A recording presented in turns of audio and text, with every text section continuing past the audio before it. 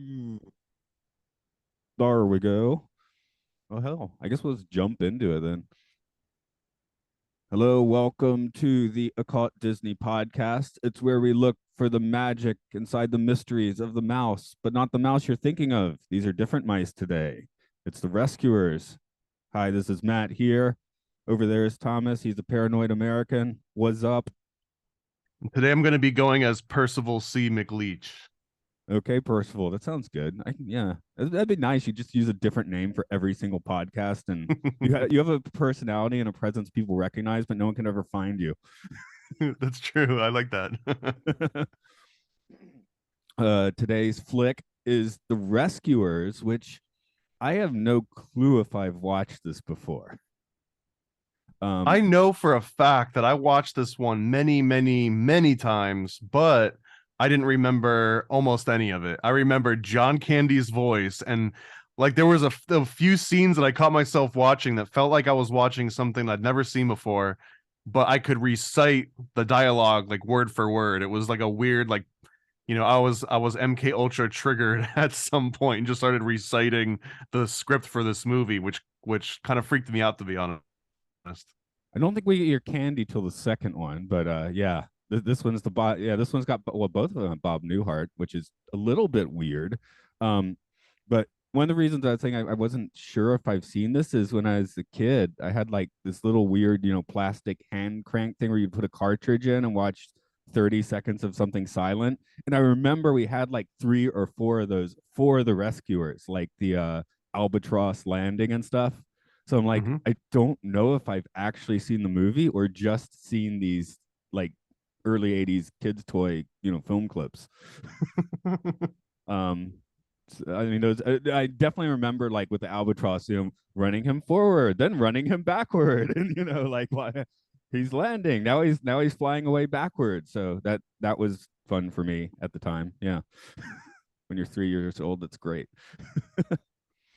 I guess this one gets into some weird territory, even for this is like what people accuse Disney of now sometimes, right?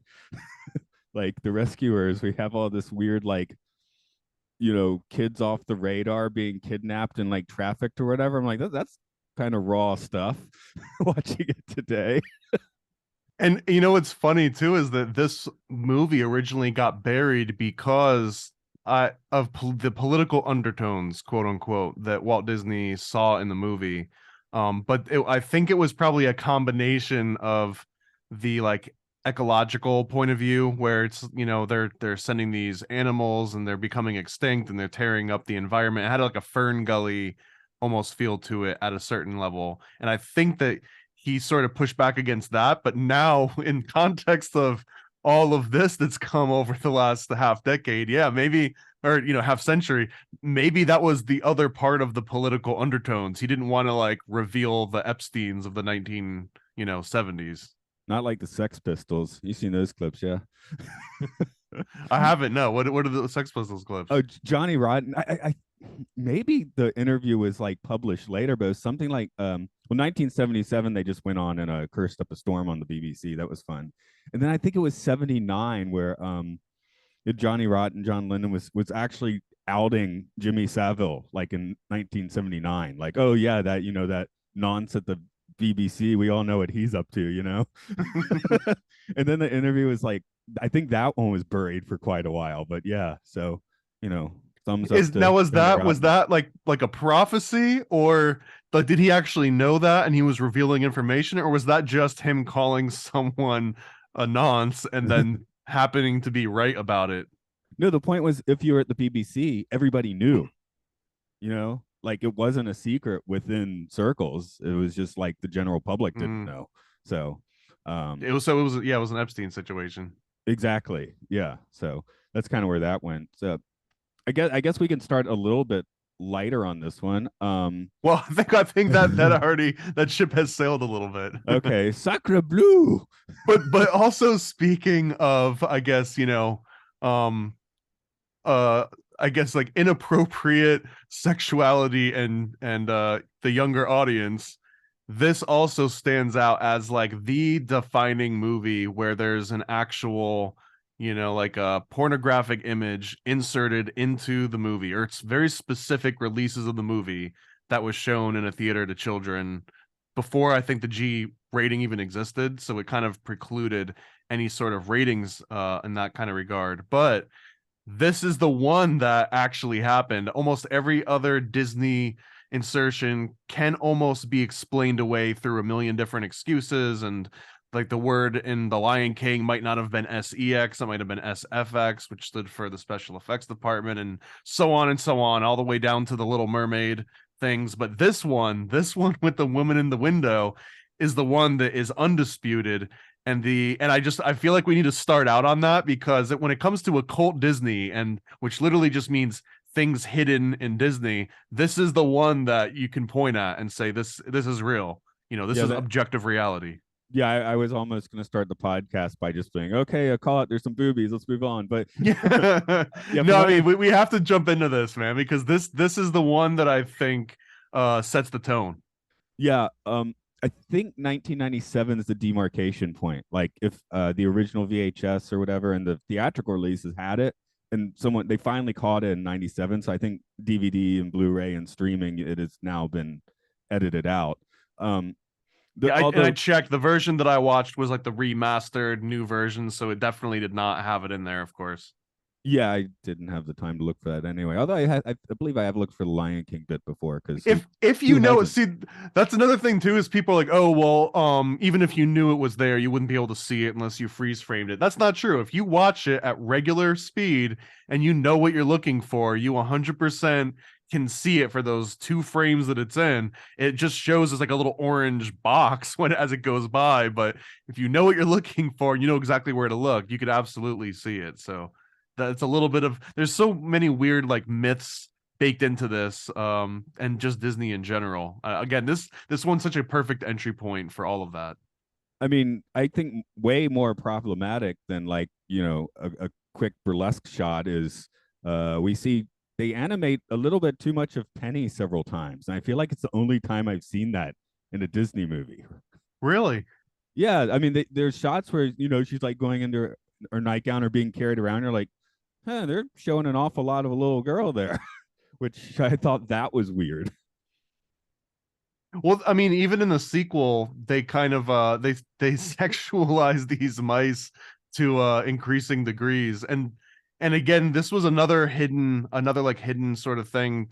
And it's an interesting theory that I came across. I don't give it any credit, but it's an interesting one enough to bring up, is that Disney might have injected a little bit of this controversial sort of animation and stuff just to get another crowd boosting the sales, specifically for a re-release of a movie that might not have been a complete blockbuster when they released it theatrically. When they re-release it and it's like, oh, but we had to take boobies out, all of a sudden that could be like another sort of incentive to get people to go out and buy what they think is now this like banned material. And one of the best examples of this maybe being somewhat truthful is the Roger Rabbit had like a deleted scene where someone actually drew like 1 frame of Jessica Rabbit falling out of a car with her legs open and not wearing anything under it. I mean, it was just a flesh colored, cell shaded, like 1 by 1 centimeter inch area, but someone drew that and knew what they were drawing as they drew it, and they put it in, but then took it back out, but then put it back in as a deleted scene, which feels like controversy created, like a manufactured controversy. I had just gotten to thinking maybe I mentioned on here because I was like 10 years old, but I still had a little stuffed Roger Rabbit around when that movie came out. I was like, wonder how many boys were walking around with stuffed Jessica Rabbits.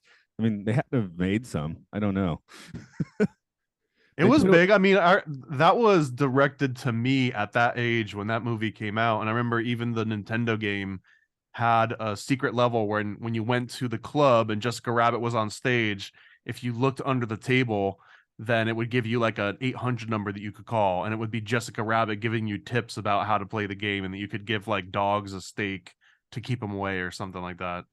Oh, that's exciting. Yeah, yeah, I do It was like remember. it was like a very sexy voice too, of course, because it was Jessica Rabbit. Yeah, it's So Jessica you got Rabbit. these like little kids calling up to get Nintendo tips, getting talked to by a sultry vixen. Well, here we have Bianca as our sex pot rabbit, excuse me, mouse, um, like kind of a, I guess that's the what the boar thing or something. I don't know, because she just like really warms up to Bernard like for no reason too quickly, which that was weird. And speaking of cartoon characters stripping, I wrote in my notes like right before they fly off on the albatross, she seems to just strip for no reason. Then the next scene they're on the albatross and she's wearing clothes again. I'm like, what's happening? Well, I mean, it's like getting into like a limo, going to like a nice place. That's just accepted that you're gonna take your clothes off first. Yeah, yeah, okay, yeah, yeah, that makes sense.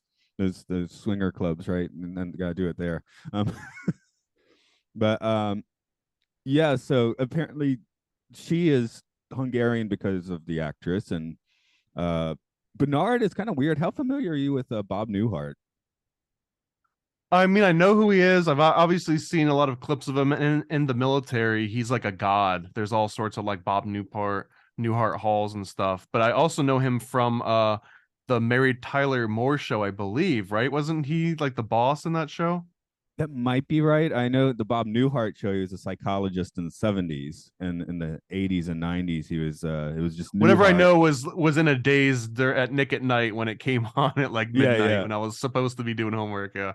Yeah, Bob Newhart might have been a spin-off show. I can't remember. I saw a lot more because of my age of Newhart, where he was running a New England, bed and breakfast or whatever. And that has I think that has the best series ending ever. Are you familiar with the ending of that series?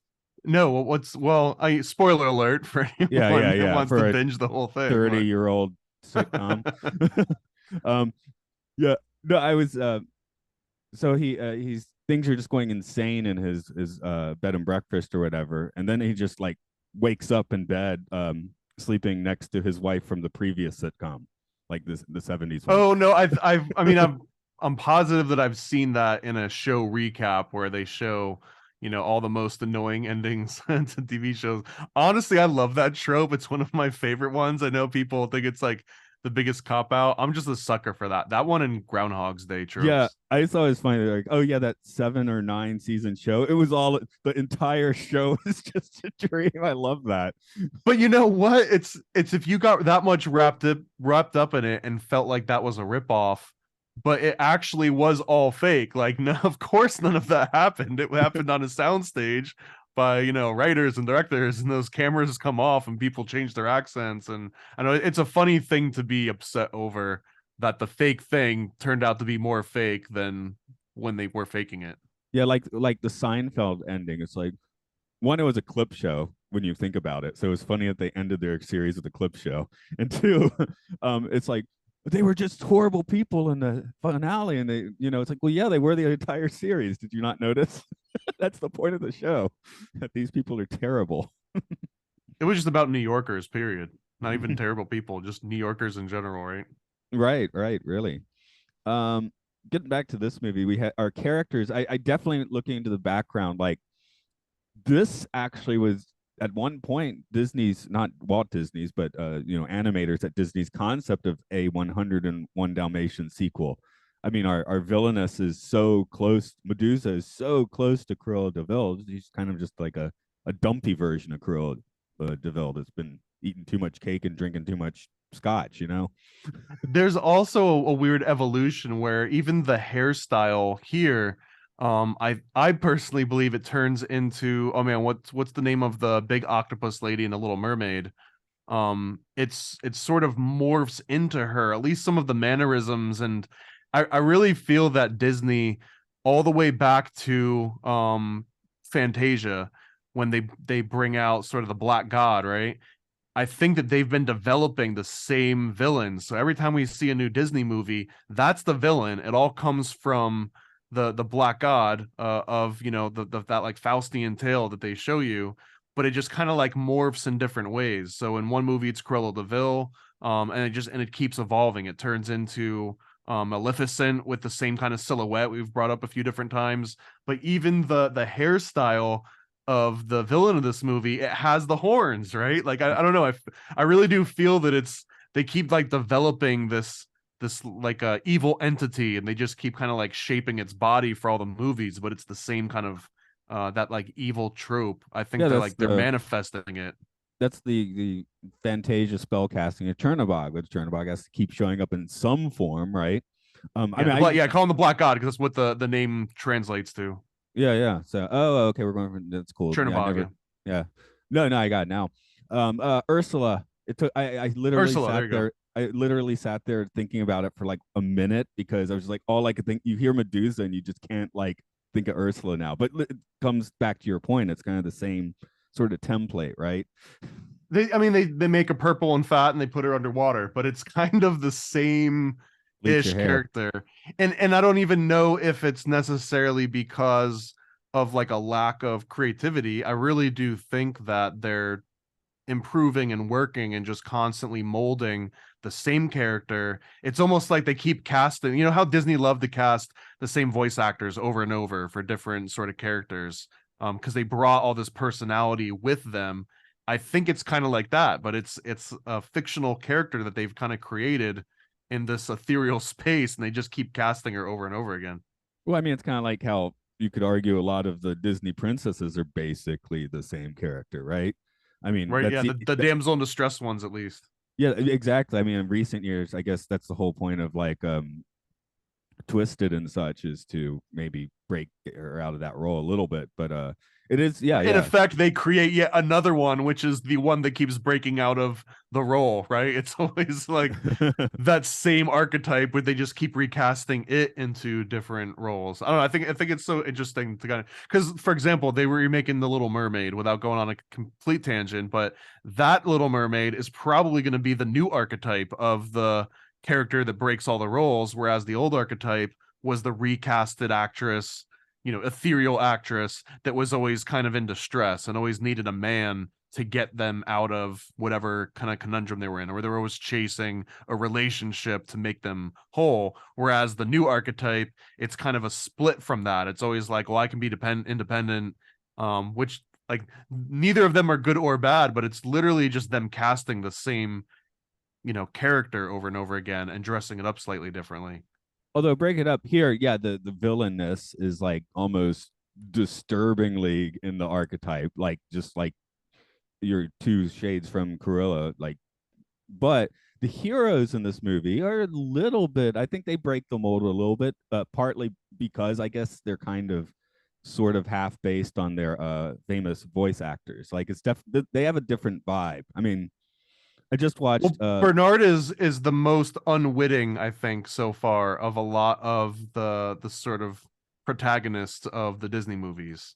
He's the one that's most doesn't even want to be there, kind of is like being led around on his adventure there. Bianca's a little bit more gung ho about it, right? And he's kind of along for the ride in some ways.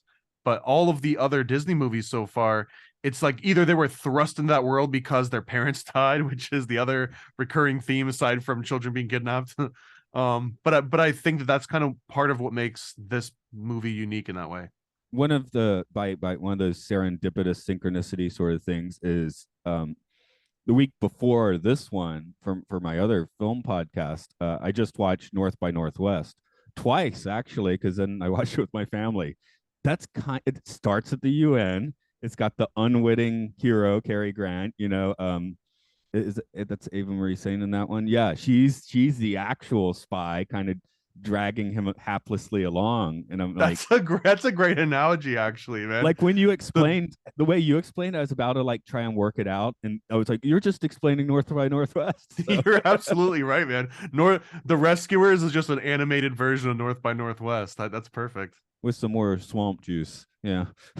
I definitely guess I prefer cornfields and Mount Rushmore for action compared to down in the bayou, but I don't know. Maybe that's so. I don't know. There's something about. I think I'd have a good time in New Orleans, but the general bayou vibe is not my favorite. So unless Well, Kermit the that's Frog's definitely there. not the same thing. Those two things are not the same. Oh, yeah, they're next to each other, but yeah, they're definitely not the same thing. So, uh, the music in this movie, we got to talk about that a little bit. As we're flying to the sounds of the '70s album-oriented radio soft rock. How do you think about that fit? I kind of like I mean, what I've read as unorthodox. So that's definitely a way to describe part of the soundtrack. I think it gave it like a unique character, but it's definitely not something that I would be putting on to just like listen in the background. No, I feel like there's kind of the 70s virus. This one having a little bit of it. The worst offender being the science fiction movie Silent Running, where you have Bruce Dern murdering his crewmates and flying off alone. Kind of dark, although he has cute robots, right? And that's not a spoiler. That's the first like 30 minutes of the movie. But then it's got all these like Joan Baez songs. It's like, what's happening? You're looking at a space station around and hearing Joan Baez. It's like this doesn't fit. So there's something in the 70s where they just really wanted to shoehorn, you know, that stuff into movies. Like I think I'd be What more likely to just listen to it than have it on my soundtrack, you know? I also feel that the Rescue Aid Society song from this movie, they were trying to almost make like a UN theme song. It would have been creepier for the UN to come out with a sing along, but but I feel like there's probably someone in Disney that was like, "Hey man, if this Rescue Aid Society thing really catches on, like we can make the UN song." But I don't think it ever just caught on the same way that they maybe wanted it to. Yeah. The other music note I made here is some of the place setting music, especially when we're getting to the villains or about to start our adventurous climax of the movie or whatever, is there's a few bits of music that sound like Kundun, like the Philip Glass score from Kundun, which is supposed to be kind of like the Tibetan metaphysical vibe thing. And I was like, that's an interesting take for something in 1977. Just kind of that threw me off. I liked it. I It was was just the like, end of the psychedelic era, man. People still had the leftover instruments and the leftover drugs. So I think everyone was getting every other last sort of hurrah out of their system before the 80s took hold and it was all just synthesizer music. oh, I could do that now. I get the ukulele and an analog synthesizer, some bongos. Yeah, I could have a blast. I do have a blast pretty often. This was an interesting note that I found too when I was looking up the notes of this movie is that some of the sound effects were reused from Fox and the Hound, where I guess the grizzly bear makes the exact same growling noise as Brutus and Nero do in this one. Oh, you got to flip the script though. It's here first. This one's 77. That Oh, one's that yeah. 80. Either way, either way. Yeah. The other point being when we did because we did Fox and the Hound what like 4 months ago, so it feels like it was earlier. Um, but we talked about that one how it was kind of a transition film where the animation studio was kind of breaking down, right? Whereas this one seemed to be a more of a better oiled handoff, I guess, because this is the last one where we have like a lot of the nine old men and where we are getting the new animators. I think they had like an actual kind of program to you could audition to be one of the new animators, and they ended up with something like 25 new animators, which started work on here. Keep in mind this is the it had been a long time since Disney had put out a feature-length animated film when they put out The Rescuers. The one before this is Robin Hood, which is like 4 years earlier, 5 years earlier, something like that. So there was quite a long work, a lot of work put in this movie, I guess, because they'd been just were working on it for 4 years. I mean, how did you feel it held up to? Well, actually, what's your favorite one so far out of all the ones we've watched? Like out of all the Disney movies, Out of all the ones we've watched so far up to this point. I mean, I still think I gotta. In the end, I'm gonna stick with Dumbo, but I'm trying to think of which one like has like really gone up in my book. Um, oh, the Sword in the Stone. No, it wasn't the Sword in the Stone. Yeah, that one fell down a couple points for me. I guess the one that I ended up preferring. Geez, No my mobile. brain. You can say it. It could be the No Mobile. I don't know.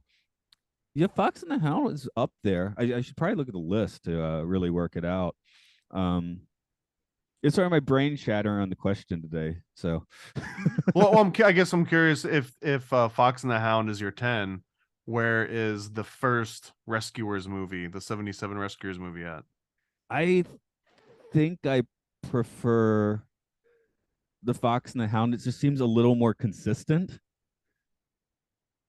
Like this, like I mean, I guess this one is working so far outside of the Disney box. There's a few segments where maybe they don't quite know what they're doing because they're in new territory, which is exciting. But Fox and the Hound is the machine was falling apart as far as their animation department, but it was still churning out pretty good stuff, right?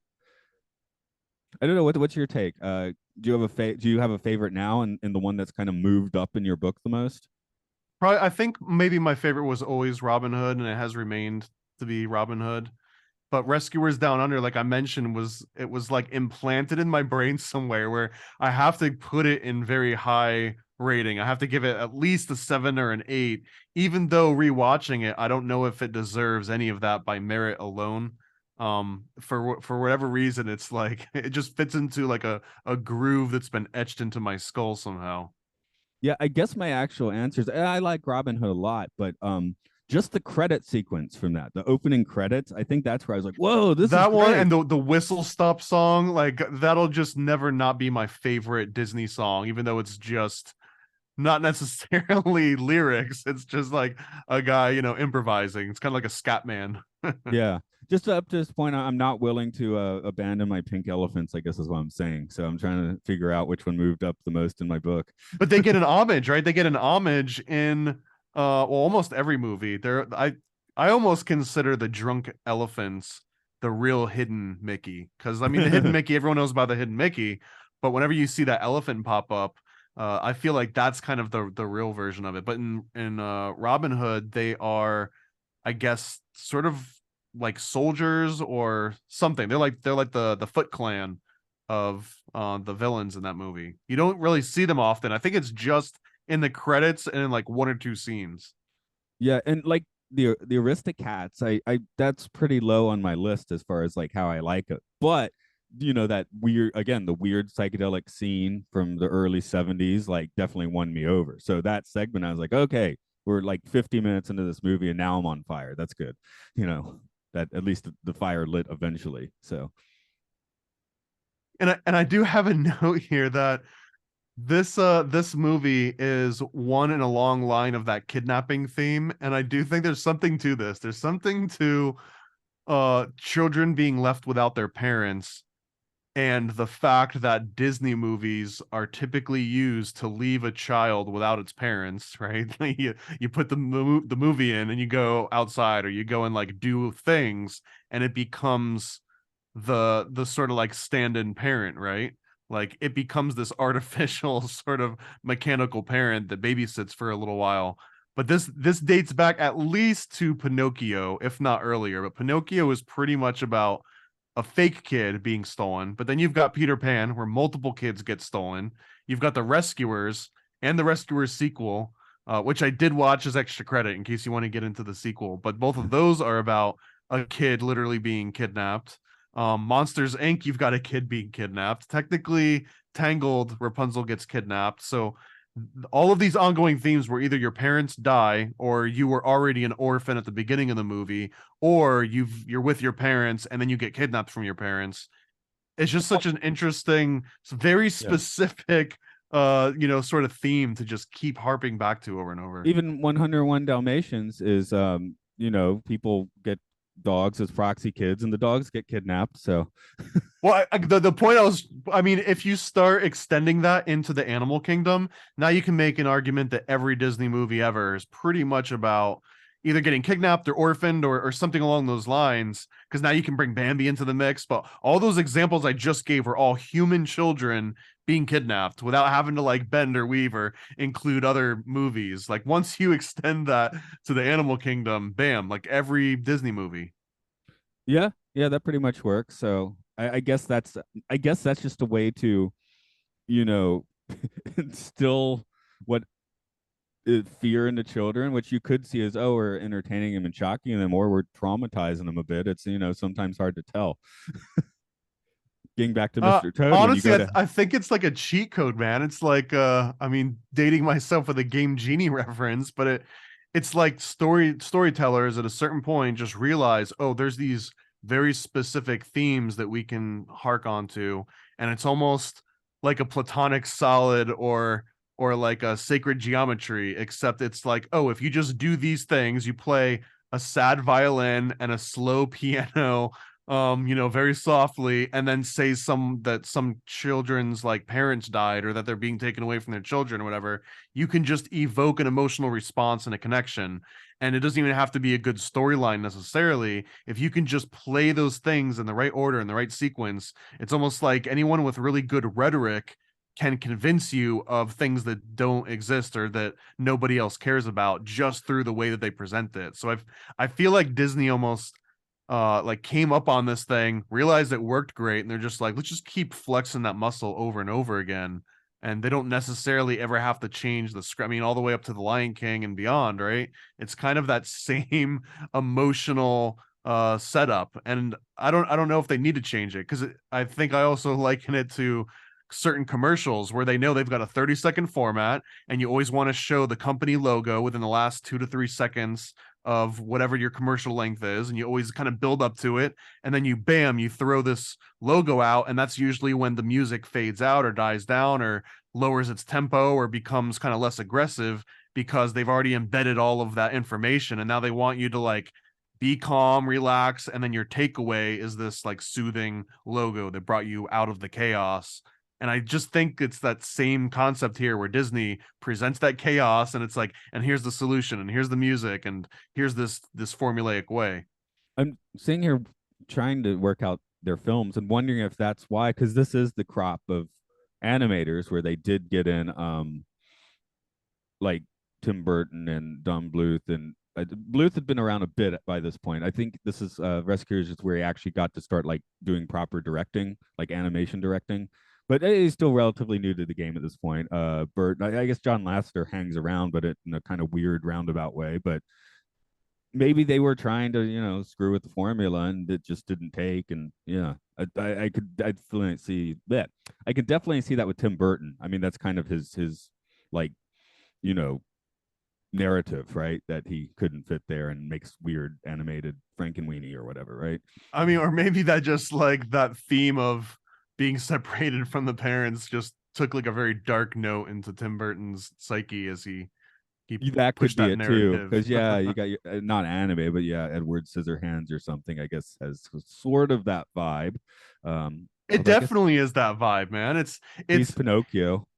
he's Pinocchio 100%, and he's also kind of like a child, at least mentally, even though he looks like, I guess in the movie he looks like he's like 17 or whatever. I don't know how old Johnny Depp was at that point, but he acts like a 5-year-old. He's got the emotional response of a 5-year-old. Yeah, so I guess it's just, I guess in his case it was more just like the aesthetic he was looking for than something else. Oh, I had a good point I was going to make, but it just left my head. Oh well. Oh, another trope. The happy drunk was definitely, those buttons were pressed pretty hard in this movie, where you're just that what animal is he? Are drunk in this one? I just wrote drunk paw. Is he another mice? Anyway, yeah. With all the moonshine, just pouring it into people. Again, that's like North by Northwest. They poured a bottle of bourbon into me. We got this mouse just pouring bottles into everybody. You're making an outstanding case for this North by Northwest sort of synchronism. Didn't even come up until we started. My only thing in the notes is fine building. They've got that UN, and I just watched North by the Northwest, but it's this podcast where I'm kind of like tying it together a little bit more. Um, even the Mouse Squad or whatever it's called. I mean, that's a little bit like your CIA, because that's North by Northwest is the first or close to the first film reference to the CIA. So here we have our underground mouse society.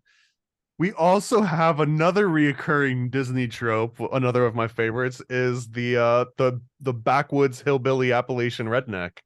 And in Yeah. this one, it's oh god, what's it? Deadeye. In this one, it's Deadeye, who was the same voice as Lafayette in The Aristocrats, the dog, which was this guy, I had to look up his name, George Smith Lindsay. One of my favorite sort of animated voices by far. And yeah. So that definitely works out in this one. Um, Man, I lost my train of thought again. That's too bad. What is your favorite character in this one? I guess this one does have a lot of like kind of standout characters. Again, having notable voice actors. Well, no, notable actors. I guess they're not. This is the case where getting actors to do voice acting kind of works. I think probably because they just base the characters on whoever was doing it. So I have to separate the voice actors from the characters of the movie because otherwise it's unfair. I'll just keep voting for like my favorite voice actors, which probably would have been Deadeye. But my favorite character for sure is Madame Medusa. There's no way that she's not the star of this entire movie. I could care less about the mice and the UN. I think the UN should be completely dismantled.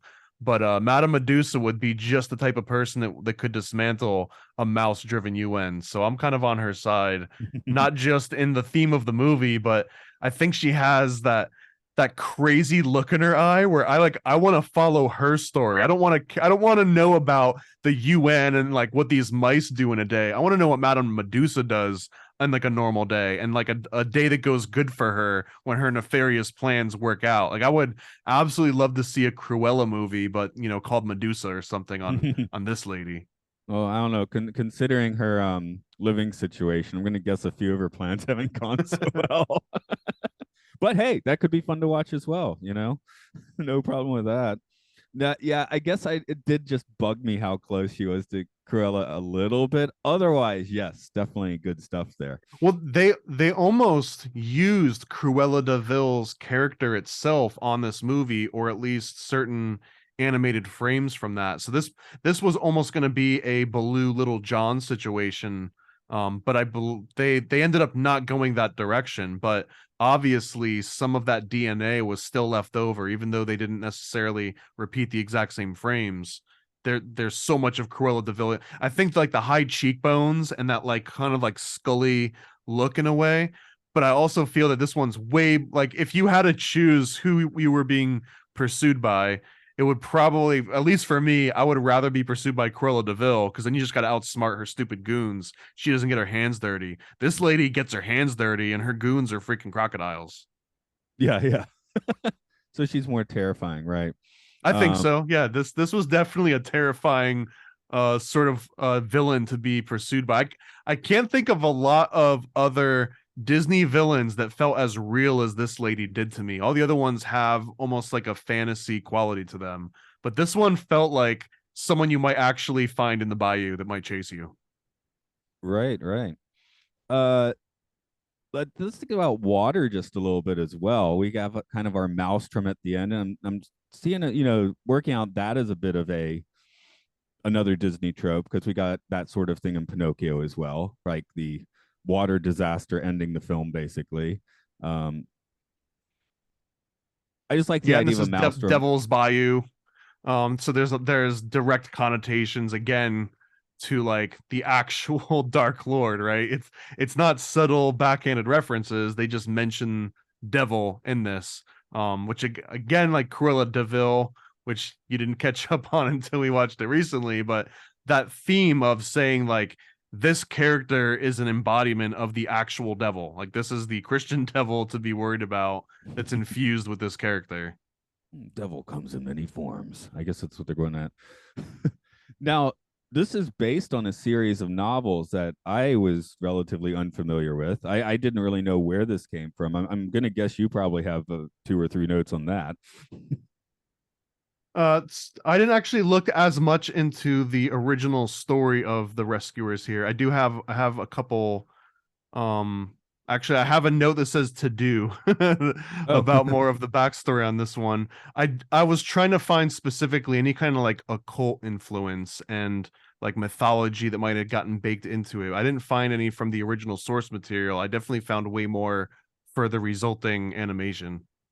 okay. We can take that route. What do you have? Well, I mean, I can't see this lady riding the two crocodiles and representing like the ultimate evil and not just think of the Book of the Dead and also all of the different, I believe it was Sobe or Sobek who was the god of the underworld who had the crocodile head, and I felt like that maybe this lady was sort of a recreation of Sobek. Okay. Yeah, my note was just alligator water skiing is hardcore. So Okay. No, I did definitely stuck out in my mind, but and the going underground stuff. I guess we should talk about that a little bit. Penny being the only person small enough to fit in this hole to search for the MacGuffin of the movie, uh, being our diamond, and I was like, maybe you got something. I was like, okay, they're dropping the little girl and down into a deep dark hole every day, which she doesn't want to go in, and then yeah, Well, I mean, think about Snow White and the Seven Dwarfs, where it's that similar story where there's a human, the human intellect is sending the animal world, or it's like lower passions, I guess, down into the darkness to uncover gems and bring them back up into the human consciousness. So, I mean, on that very loose sort of structure, which again we went over in the Snow White and the Seven Dwarfs, where the seven dwarves represent these kind of like earth elementals, and that the earth has this sacred knowledge that needs to be uncovered by humanity, but humanity just kind of uses the animal kingdom and like the lower, beasts to like take their knowledge and elevate it. So like I feel like this is a deeper maybe symbol than they were going for, but it's absolutely a recurring theme that you keep seeing whenever I see someone uncovering a gem from underground and bringing it up to the superior human. It just feels like a retelling of that same sort of thread. does that mean the dwarves are dead? She's got to pull it out of a skull.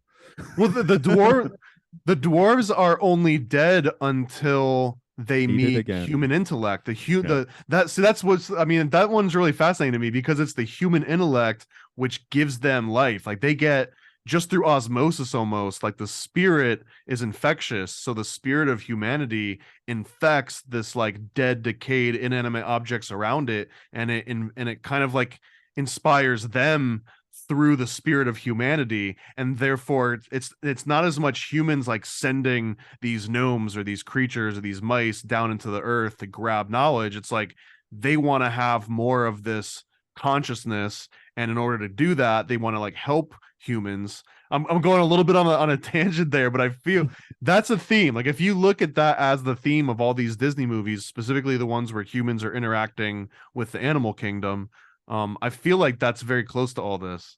I mean, that's the question I was asking you because I was like, okay, well, this happens and it really feels like something there. So there we go. And if you notice too, all of the, well, not all, but most of the villains in a lot of these movies don't necessarily communicate with the animals the same way that the good protagonists communicate with animals. In this case, she kind of has command over them, and in some movies they like will talk to the animals that they control over, but it never necessarily feels that there's this clear two-way communication. Whereas in a lot of the other movies, it's usually this golden child, which kind of represents like the green man, that has this direct connection with nature and that hasn't severed their connection with nature yet. So they've got this two-way feedback loop, and that alone is their connection with nature is what makes them this like moral high entity that needs to beat out all of the evil. Because usually the evil are the ones that are like driving the cars and they're wearing jewelry and they've kind of like become humanized, right? They've embraced modern society. That's also, especially as Walt starts going to the wayside, right? All of a sudden the evil of the Disney movies starts to become humans and humanity and human technology and evolution, which I feel was not necessarily where Walt would have driven that if he was in the driver's seat the entire time, especially how he wanted to direct, Epcot and kind of embrace technology, whereas all the people working under him and the writers and the artists, they kind of were steering it in the opposite direction. Yeah. Um, I was started thinking like, it wasn't Disney in 1977, but now it is, and Star Wars, right? Uh, kind of like the way you generally tell the heroes and the villains, like on a more subtle level, is are they nice to droids or not? Uh-oh. That's not good for me because I'm an asshole to Chat GPT. Is well, I'm talking like little droids that roll around and make beeping noises because the heroes can generally understand the droids without too much trouble. Yeah, but it, Uh, it feels so much easier to be nice to a small, cute little aesthetic thing when it's really no different than just an algorithm that's running in a cloud somewhere, right? It's almost harder to be nice to the abstract version of it. Yeah, but for the most part, the Imperials like barely acknowledge the existence of the droids around them, whereas our heroes, they have to interact with C-3PO, which That's is just propaganda, man. that's Don't get me started on that, but that's propaganda. I don't think that the rebels, I think the rebels shot first. I've definitely fallen to that camp, and I think that every single Star Wars movie has just been propaganda to change the narrative. it's all Rebel Alliance made propaganda. It's the Empire was actually for the good of everybody, and the Rebel Alliance is represents chaos in a system that doesn't need chaos. So in this case, you're supporting the Empire. Okay, that's cool. I don't know if it's as much supporting the Empire as just denying the benevolence of the rebels.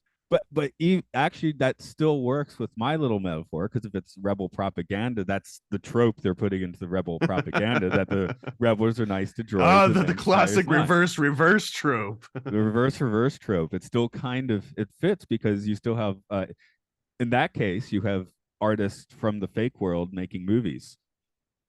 Hmm. I don't even know what that sentence means. Okay. Should probably wrap a bow on that Star Wars tangent. Let's talk about the albatross. Uh, they apparently went with the albatross because it lands awkwardly, and they thought that would be funny. But then, notoriously, the albatross is the at sea symbol of like death, right? Again, I mean, there's so many connections to mythology of death in this movie and every Disney movie. Yeah, because what is it? If you're on land, it's a vulture. If you're at sea, it's an albatross. It's that bad portent. I don't know if albatrosses eat What corpses or anything, but well, that actually repeats a little bit in the sequel as well, where the main sort of, I don't know if you want to call it a guffin, but like the thing that they're after is this great golden eagle, and that great golden eagle also, it was what you call a kleptoparasite, which I believe albatrosses are as well. It's where you make it part of your feeding strategy to steal food from other animals. right, okay. Yeah, I actually do want to kind of give that movie its full due when we get to it, because that Okay. Down Under is the direct second Disney Renaissance movie, so it's the direct follow up to Little Mermaid, I guess, Disney narrative wise. So I thought, and at that time the only sequel they had made, so it might be interesting to hit that on its own. Oh, I didn't Also, know that. I didn't know that you at all. you've got it memorized. I've never seen it, so that should be a fun way to approach it. Let me see. I did like, getting back to the music just a little bit. I did definitely like the glam disco spy music. That was some 70s stuff that was up my alley for sure. More than the flying around to AOR rock. AOR, yeah, I got that right. Okay. And I just wanted to mention too that I think my close second for favorite are probably Brutus and Nero, but also just because Brutus and Nero being those two crocodiles, I think they probably hold the most symbolism, but also they're named after, the Romans. Which I don't know. I feel like anytime Disney makes a direct connection to a historical entity, again, that's kind of tapping into, I want to be woo woo about it, but like an energy center, right? So that you tap into these names and these characters that have gravitas built in, and they already kind of infer things that are way deeper than the character that they're portraying. I think that's just like another classic Disney spell where it almost makes all of their characters feel so much more influential. Like even Madame Medusa, right? Harkening, just naming her after actual Medusa, not being sly or subtle about it or making it rhyme with Medusa, but actually naming her Medusa. This woman with reptiles on her head that now rides reptiles. I feel like it's not just coincidence. Like there's these themes that get baked in for very specific reasons. Oh, okay. Yeah, that's what makes her reptiles that she water skis on. Okay. I was honestly just like, because they animated rolls of fat, and I was like, is that supposed to turn you into stone? Maybe that's it. Which She was seems like, portly, yeah. yeah, yeah. Well, I guess she just seemed like skanky. Like Cruella's kind of skanky, but Medusa is super, like, this is like the Well, skankiest. Cruella's too old to be really skanky, I think. Mm, She's and she's too much of a skeleton. Like she's bypassed gender entirely. She's kind of like elevated beyond it and just embraced pure evil, which is probably more of like a hermaphroditic Baphomet sort of style, right? Like she's got all the parts and none of the parts. But this Medusa sounds lady, like the lady that gives you attention at too much attention at City Walk, you know? yeah, that's a great way of putting it. Or I mean, like on Mardi Gras or something. This like she's definitely getting beads, right? Madame Medusa's getting beads in Mardi Gras. Oh, okay, that's why she lives in the bayou so she can just ride on over from Mardi Gras. Got it. Okay. It all connects, man. I think there's so many connections there. So what do you think about the 70s Disney vibe? I'm kind of talking the parks too a little bit. I feel like 70s Disney is like the funkiest Disney. Like I mean, like you said, as far as story and stuff, there's definitely the tropes are continuing and the formulas are continuing. But as far as like the movies feel a little weird, the park stuff, is a little weird. Fun. I do love this stuff. I This think is 70s were almost like Disney's nightmare, Walt Disney's nightmare.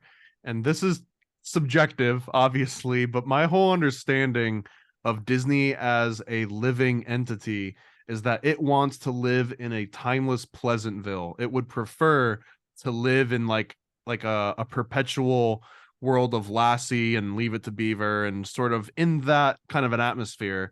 And you can more or less draw a lot of correlations in the 40s, the 50s, even the 60s to where that golden era America existed.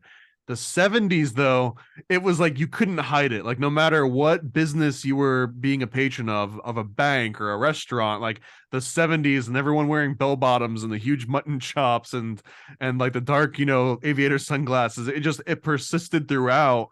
And then I think in 80s and even 90s, it's like the 80s sort of Wall Street and the stuffy suits came back into the era again. So it's a lot easier to portray that timeless sort of sense of just pure American progression in almost every decade outside of the 70s. So with that feeling of like Disney wants to always be timeless, 70s is such a hard period of time to not let the 70s just like ooze through every aesthetic that presents it, from the music to the artwork to like the story, everything. I know I've mentioned it on this podcast before, but the Mickey Mouse review, which was in Disney World at the Magic Kingdom in the 70s and ported over to Tokyo Disney, where it lasted until something like 2010. So the last time I went to it was maybe 2008. But the thing is, they have the How close pre-show did they film. keep the form? It was exactly the same thing, just in Japanese. But they had the pre-show film, and I was kind of asking because it has my perfect 70s Disney moment. It has a little pre-show where I think they show animation clips of some of the characters you're about to see animatronics of, but it just ends with like this disco funk thing with a bunch of kids in character suits like just dancing out of the castle. So for me that kind of describes Disney 70s. It feels so wrong, but it weirdly works at the same time. So that's it for me. uh Now the place I would like to time travel to in 1977 is not to see the Rescuers, not for the premiere of Star Wars. That would be to go see the short-lived world of Sid and Marty Krofft, which was in Atlanta for about 6 months. Are you familiar with this one? What is this? Oh, this is Sid and Marty Krofft, right? Lidsville, HR Puffin stuff. Uh, Okay, I know HR Puffin stuff, but I never watched. I mean, I've seen it on like YouTube, but I definitely did not watch it as a kid. I only learned about it after college and military. okay, make a note now to just watch one episode of Lidsville and see where that takes you. What is it, Led's villain? Lidsville, like a lid of weed, man. But it's about hats, of course. It's lid. So A like lid of weed was also a very 70s phrase, right? right. So it's funny that they did. Oh yeah, okay. Yeah, Sid and Marty Krofft, especially in the 70s, is basically like if funky 70s Disney had like taken way too much acid and just steered it in orange for like 2 weeks, you know. So So like the Salvador Dali contribution to Fantasia. yeah. So the world of Sid and Marty Krofft is in what I forget the name of the building, but it's the one now. It's CNN Center, right? So this weird psychedelic indoor amusement park is in exactly the same spot that is now CNN World headquarters. So you'd ride up the escalator that takes you up however many floors, and you just go down, and there'd be all these weird experiences. You get in a ball, and it's supposed to like you're riding around in a pinball machine, just weird stuff. But yeah, downtown Atlanta was considered extremely dangerous in 1977, and nobody wanted to go, and the place shuttered after 6 months. But like when I was a kid, so now it's like 1982 or something, 1983. My dad would take me down to see like Sesame Street live, right? And they had converted a couple places from this into like play areas. So I definitely have distinct memories of like playing on like ridiculously psychedelic playgrounds. And apparently at CNN, like if they renovate, sometimes they'll like you take the wallpaper off and they'll find like insane 70s psychedelic patterns behind it that were from the park. So yeah, just I guess yeah, there is fun to the 70s funkiness, and Fox and the Hound definitely has shed itself of most of that, right? Where the Rescuers has it, Robin Hood has it for sure. Well, here's the thing is that if you lean into that backwoods hillbilly, you can be 70s and also be timeless, right? Because the 70s country music, unless you like really lean into like Gordon Lightfoot's kind of disco-ish songs, but outside of that, I mean, I think that might also be part of the reason why Disney was able to lean in. Like it's either classical music or country music for a lot of those earlier movies. I believe this is the year Mickey Mouse Disco comes out. Might have been a few years later, but there's some really bizarre 80s, especially 80s Disney's album. Oh, I Funky remember Disney, there was a Disney like aerobics Mouser Size.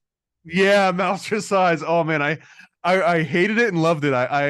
I loved it because it marked the beginning of some of the Disney programming that was about to follow it. But man, it was just such a weird, even as a kid, it was a weird thing to see happen. Splash Dance. That's a very bizarre album. That's worth hearing. Um, I think that's the one where it came out in 83, 84. So yeah, Funky Disney was the 80s for music, I think. Um, but basically they had hired synthesizer enthusiasts to make it, and they were able to get their hands on like the very first like production models of the Yamaha DX7, the famous 80s digital Mhm. synthesizer. I'm an analog guy, but it's really fun to hear people like just working out this iconic synthesizer for the first time, even if it's on kind of a derpy Disney album, which is it's kind of a fun combination of derpy Disney album and synth innovations. So I mean, Tomorrowland and the electric parade and all that. I mean, that's cool electronic stuff.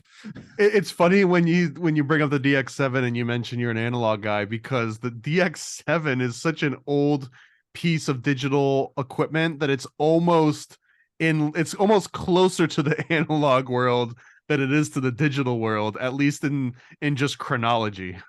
Well, I have a emulation of that on my iPad. I was like, well, there's not Mhm. really a reason to get a hand on DX7 because it's. I mean, I'm sure there's some reason, but it's digital anyway, so who cares? I do it on my iPad, right?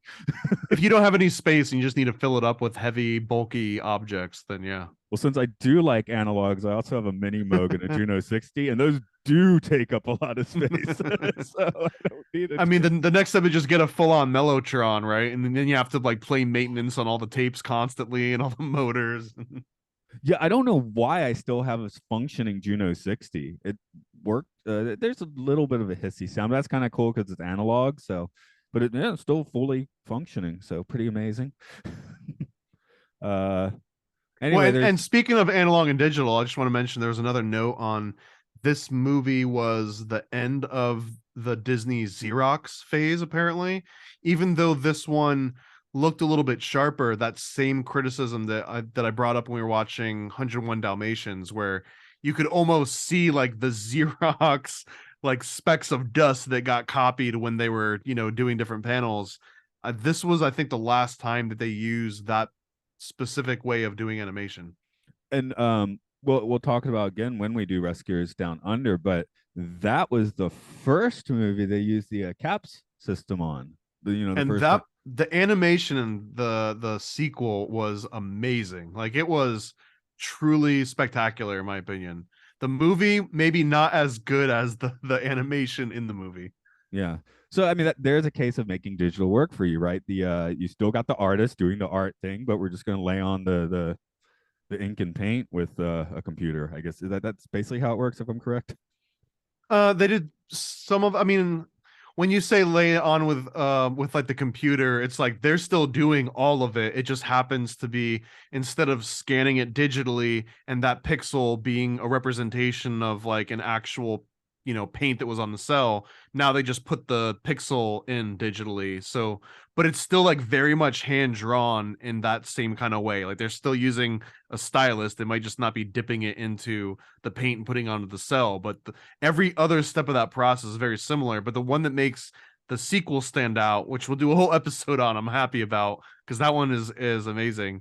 But that was also about like this digital parallax sort of like camera movement. There was a lot of three-dimensional camera movement, and there was lots of really cool sort of like repeating textures that gave it all sorts of like 3D effects that you hadn't really seen before that wouldn't have been possible with the Xerox, because even Xerox was just a much more convenient way of still more or less doing kind of like hand-drawn cell-by-cell animation.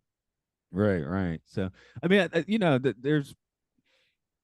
there's no reason to just like take a poop on digital, right? It's just, I guess it's, in 2023 I when you're love just digital. Like I have no complaints about digital, although it it has a break in this continuity where we mentioned that when you've got a team of artists, hundreds of artists that are just drawing the exact same sigils over and over, Mickey Mouse over and over and over for months and months on end, they're actually manifesting, some sort of like energy, I guess. Like they're literally taking what sunlight that goes into the plants and the animals that we then consume and then use all that energy to just like draw a mouse thousands of times. That sort of changes once you get into the digital realm, because now you don't have hundreds of artists like specifically drawing it in the same way that they did. Now it's almost like rearranging in a abstract sense. I But guess I what wonder I if that takes away from it at all. yeah, I guess what I don't like quite as much, and I'm not, I'm going to leave Disney out of this because they generally don't do it. But in a lot of live action movies, the big bad is just the big brown amorphous blob at the end of most movies now. DC Universe for sure has that. I feel like Star Wars and MCU doesn't do it too much. I can give my review, my spoiler-free review of Guardians 3 if you'd like. Like, let's go for it. Okay. Guardians, Apparently, Rescuers, it's kind of the same genre. yeah, that's right. So apparently, I took a 40-minute nap.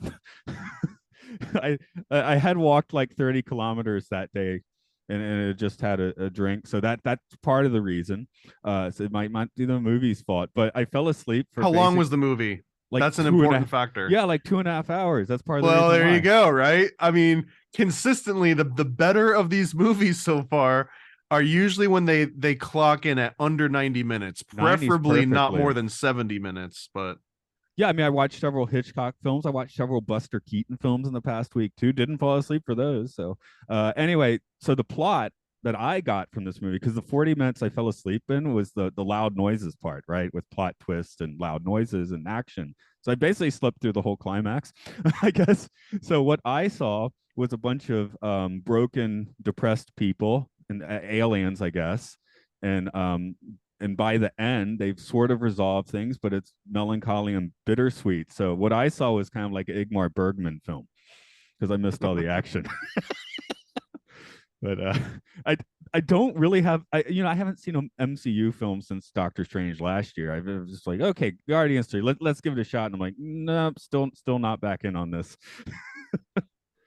So yeah, I mean, technically those are all Disney movies now. I know So, that's why I'm bringing it up because I slept through that part, I guess, but I don't think they have big brown blobs as their villain usually. So Star Wars mostly avoids that.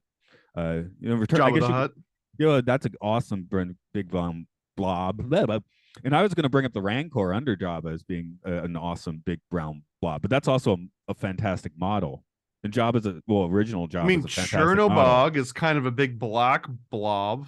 Yeah, yeah. That's true. But you can picture Chernobog in your head right now. Try and picture the big bad from, like Shazam or something, you know? And I love Shazam, but it was just like it was, yeah, the climax was just like a bunch of CGI mess. That's what I don't like. I do like something like you Like mentioned. Twister, right? Like the enemy is a tornado. Yeah, yeah, yeah, yeah. That's kind of hard to work out. I can picture Tornado too, but uh Justice League definitely cannot picture the big bad at the end of that. So that's I guess where the computers Well, the I've got on plays me this rant cold. on, I don't think on this podcast, but on other podcasts, whenever the Marvel versus DC thing comes up, and my go-to explanation, which I really love, and I don't think I'm completely copying this from a book called All of Our Heroes Wear Spandex, something like those lines. But it kind of describes how DC characters are less relatable to some people because a DC superhero gets their powers from another world. Like you can't be Aquaman or Superman because you don't get to come from outer space or you don't come from the loins of a literal god. So they're already kind of completely detached from the human experience in some ways. And almost every main DC storyline outside of Batman and other like humans that don't have supernatural abilities, but most of them, they're constantly trying to connect with humanity, but they're completely separate from it. Whereas Marvel movies, and by proxy Disney, it usually starts with the human spirit and an actual human entity, or in, anthropomorphized humans as animals. Bambi's technically a human that just has like an animal body, more so than it's an animal. But that the Marvel slash Disney aspect is that we can relate closer because it always starts with like a normal old rags to riches kind of story, or it starts with an actual person or a flawed human being, and then they gain their powers through a seemingly understandable process that either of us could go through, right? Like there's never a reality, even in your mind, where you get to become Superman, because you can't like make yourself turn into a baby and then get reborn on Krypton and then come to Earth, where now your normal abilities are seen as superhuman. But anyone can, get gamma rays and turn into the Hulk, theoretically, or anyone can be kidnapped by the CIA and given an adamantium, skeleton and claws that come out like Wolverine. But you can't do the same thing with the DC characters. So I think that might play into to like some of the main difference that you might be pointing out between DC and Marvel. Some of it is like a deep archetype. That's why people like Spider-Man so much. You're only one radioactive spider bite away from being Spider-Man, right? And he starts out as a nerdy kid that, sexually frustrated nerdy kid, and then he becomes kind of like this sex icon superhero that everyone, girls want to be with him and guys want to be him. That's kind of Spider-Man in a way. He's funny, he's As smart, long he's as his snarky, mask is he's on. witty, as long as his mask is on, right? But it's the opposite, where Superman has to turn into that mild, meek, Clark Kent. He has to pretend to be the human. So I don't know. That's such a fascinating concept to me that plays out really well. Again, Batman breaks that a little bit. But also Batman, interestingly, came from the detective pulp fiction sort of aspect of DC, literally Detective Comics, where it wasn't about the superhuman aspect. It's specifically when you get into like the superhero world of all of these. Well, he has a superpower of money, right? Right. Yeah. So, how about the rescuers then? Like you said, you can anthropomorphize a little bit, and I said that really wrong, but you can't be a mouse. But okay, maybe we can do the metaphor, but you can't be this small. No one else could make it into that little hole to save Penny, right? So, Maybe, I don't know. I mean, I in don't. that hole, no. That whole particular, no. Yeah, no, But you can always send a lower form to get a possession of high value, whether it's a person or whether it's a diamond, so that kind of archetype still exists. true. No, I was just wrapping around because this movie has a couple of quote unquote heroes, kind of goofy ones, but yeah, they're heroes, right? So I guess I don't know. They work in the UN building. Maybe they aren't. But what would you like the UN building to be? Well, honestly, I think that the current location is pretty apropos. And there's have you ever heard of the Lucius Trust, which I believe is that the UN building where it was originally called the Lucifer Publishing Company, and they have a little meditation room, and that is like the most occult, direct on the nose thing ever. I might be making that up. I'm pretty sure it's in the UN building. So I think it's already where it needs to be. Okay, that's cool. No, I just it is a very cool building. One of my favorites, as far as looking at it. So that's why I like seeing it twice, and this movie in North by Northwest. So yeah, I would probably tell people to chase this with North by Northwest just for some fun. See what you It got. is. So I looked it up. The Lucius Trust is in the UN building, and it was founded by Alice Ann Bailey, who is deep into Madame Blavatsky and Tibetan, theosophy and all of this. So, I mean, if you want them, if we can very easily tie the rescuers to the UN and the UN to the Lucius Trust Company, I mean, man, there is just nonstop occult symbolism, steeped throughout everything related. But it's more about the UN than anything else. So Bernard and what's your name?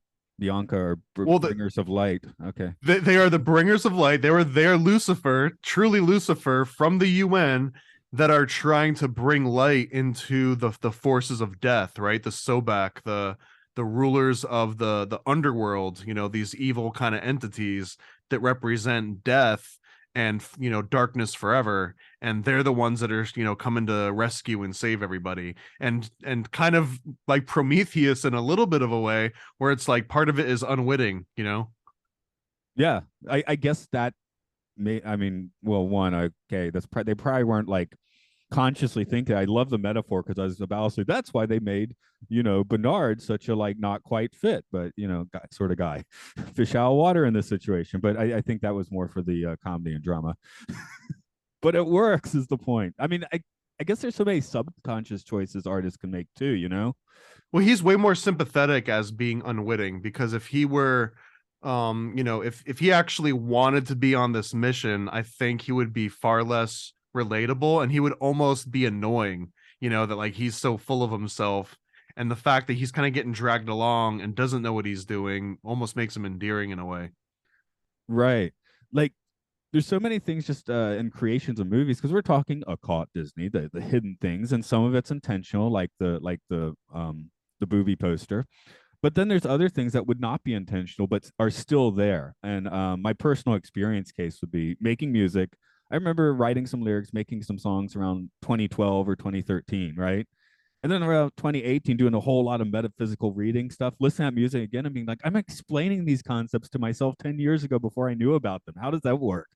And I know I wrote the lyrics myself. So it's not like some weird conspiracy. It's a conspiracy within myself, right? So Well, I mean, I think it's kind of like we all already know the laws and the rules of everything. Like if you sit there and you move your hand around in the water and you see how the ripples move around, or you do that with like smoke, or anything with that has like a fluid, and then you learn about the fluid mechanics later on. Well, it's not like you didn't ever know that waves existed and like how they worked inherently just as a kid, like playing with water. But like once you understand the math behind it, which I definitely don't, but if you were to understand the math behind it, it just gives you a little bit extra context. But I don't think for a lot of people, you might not necessarily learn anything new. You might just be able to be way more specific about the various moving parts of everything. And I think it's almost the same thing with like symbolism and trying to decode these occult movies, where even as you watch it, you get it. Like you're decoding it actively, because these symbols are being, almost like digested and broken down by your psyche, and kind of like, turn into their little ancillary parts, almost like a body breaking down a drug would. But as you learn, like, you don't have to be a pharmacist to feel the effects of the drug. But if you become a pharmacist, you might understand, oh, this component is affecting this part of the body and so on. So I think that there's a lot of that in like just watching these movies, right? Like knowing the backstory and who worked on it, and the where they reused the animation, or even where they might have gotten an idea or changed an idea. It doesn't change the ultimate end effect that the movie has on you. yeah, on my other film podcast, where we look at more live action stuff, something I found as we've done a few movies already is since I am looking at the movies a lot closer and looking to the production stuff, I can pretty much always see rear projection now. Like I've lost that bit of illusion. So another scene in North by Northwest. Let's take the train scene. You can tell when they're not talking and they're walking, it's on location in Chicago. Anytime they're talking, it's clearly rear projection because they needed to do that in the studio, and I just can't unsee it now. So that's, but I guess that's the price of being a film dork. There's a lot of those that you can pick up on too. Like, I mean, this one's even way more obvious, but whenever they're like driving and you see the obvious change where they're clearly not driving because it doesn't match up or it's just looping. And even as a, like, again, inherently as a kid, right? I think almost everyone notices that, like, oh, the things that are painted a different way than the backdrop, than the matte painting, those things are going to move, or that thing's going to be like animated at some point. So it's like these little visual cues that you kind of pick up on and you detect that pattern. And it almost feels like you're inside, you know, like you've got some kind of inside knowledge where it's like, oh, this new scene just showed up and that door is like a more vibrant color than the rest of the background. So I know that like someone's gonna go through that door. And then it happens and it's like, oh, I know how the whole world works now. Although there's we recently did Citizen Kane, and you know that does have some, Rosebud. right, that does have some projection stuff where you can't really tell. So you know, What about Stanley Kubrick 2001, which was touted as like one of the best fuck uses of at least the 3M projection technology. they did this insane thing where they had like these crystal beads or something, and Yeah, the we're doing, 3M beads, yeah. that's what it, yeah, and yeah, so that does look really good, doesn't it? That's coming up on that film podcast soon, so I'll be revisiting it in the next 2 or I 3 hope you're going to months get into the moon landing after when you talk about that one too. with we'll probably joke about it, but with the guest coming on, probably not. I'll Oh, explain that off air. boo. It's a good guess, but it's probably off the table. How can We you can, talk about 2001 and not talk about how Stanley Kubrick faked the moon landings using the same technology? it'll be the second one I've done on it. The first one it did come up. So Okay, okay.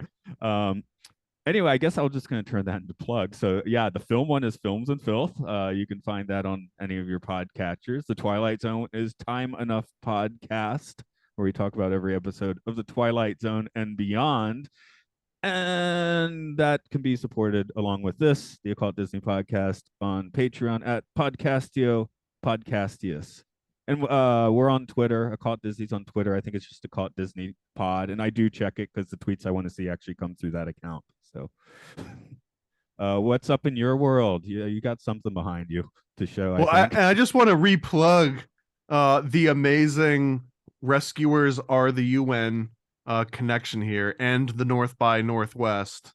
I think that one is worth pursuing. So when we do another watch of the sequel, we'll have to like lean even harder on, you know, that whole sort of aspect. And I'll have to pull up the Lucius Trust and work that in as well. Oh yeah, And for sure. also that this movie again is the one to point out when people want to talk about like subjective or subversive, you know, hidden messages and inappropriate things snuck into Disney movies. This is the one that you can't deny. There's all sorts of you know, explanations that it happened in post-production and it happened after all the animation was already put together and they handed off to like another company that then, you know, basically mass produces their reels or whatever the extra ancillary processes are. They're like, those are the guys that did it.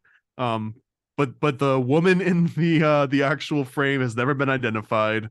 No one knows who or where they came from, and I have a feeling that Disney knows, but they probably went under NDA or something. Like someone got paid, or maybe just assassinated.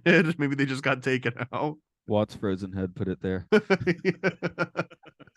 But again, this Rescuers movie is the one to start with. All the other ones you have to rely on a little bit of flaky, subjective, very hard to dispute aspects, this one is the go-to. So that forever, this is one of my favorite very occult Disney movies, because it literally has inappropriate things hidden in it that were then taken out, and then a whole mythology built around it. And without this happening in this movie, all of the other rumors about the sexual innuendos in Disney movies and posters and marketing, I don't think any of them would have had the inertia and momentum needed without this movie setting it off. So this is the Fantasia of bringing to light a new like Disney mythology into the world, although this was not of their own doing, perhaps. So I don't know, that's my favorite part of it.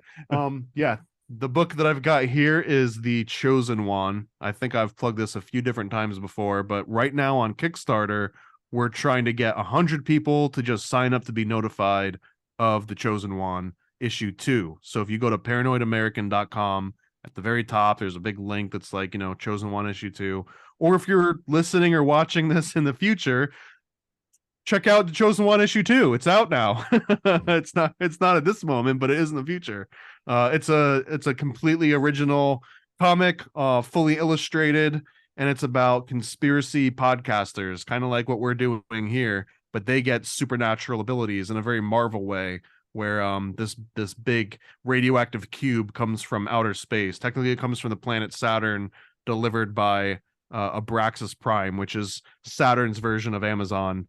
And the underlying, without giving too much away, but the underlying premise is that all of podcasts are actually run by secret societies, and they only get into the upper echelon once you hit like 100,000 followers on certain platforms. You get invited to go into Inner Earth and meet essentially Joe Rogan and all the top podcasters, and they kind of give you like the golden, but they bestow upon you this new life of being like a podcaster god. So it's about a bunch of podcasters that uncover this secret society, and they try to infiltrate it and get it for themselves. So yeah, check that one out.